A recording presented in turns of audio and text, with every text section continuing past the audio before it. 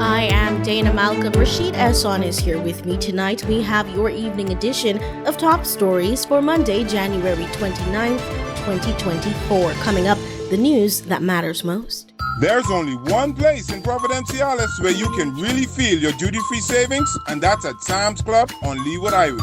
Duty-free bread basket items on top of Sam's Club already low prices? If you're not shopping at Sam's Club, you're paying too much.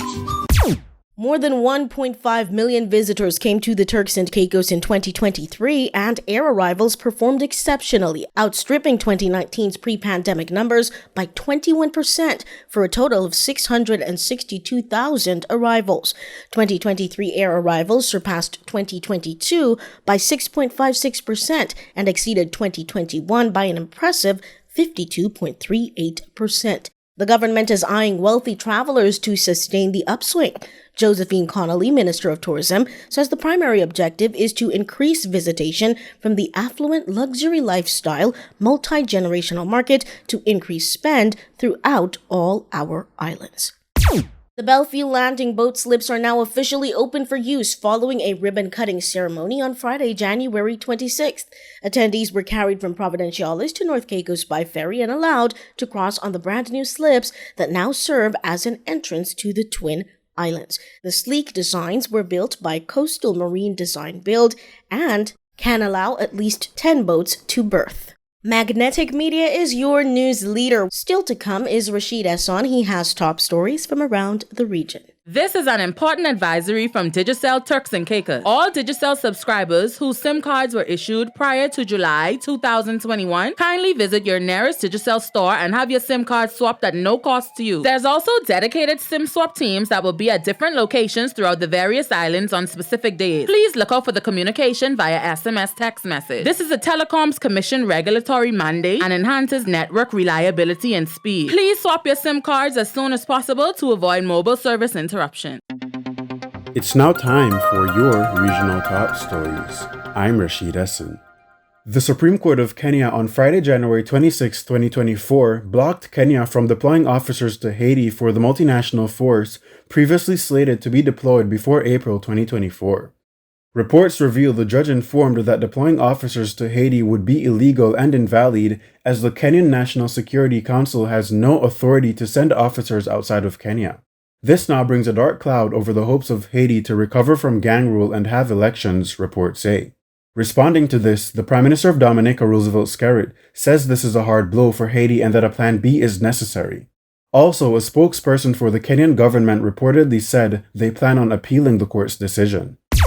Honduras is currently seeing an increase in gender-based violence according to a January 26th report from the United Nations Office for the Coordination of Human Affairs. It says femicides, the killing of women and girls, increased by 48% between January and June 2023. Also, Honduras' Humanitarian Needs and Response Plan, HNRP, the report informs, revealed that 1 in 4 Hondurans are in need of humanitarian assistance. It says the HNRP needs $203 million to help 1.3 of the most vulnerable among the 2.8 million people in need. Magnetic Media is your news leader. Everyone can now pay online with the National Health Insurance Board. Employers, self-employed, students, voluntary contributors, or even pensioners making contributions for their dependents. Simply visit nhip.tc, register for the e-services, submit your calculator, and pay directly through our e-services portal. Payments are easier with the National Health Insurance Board.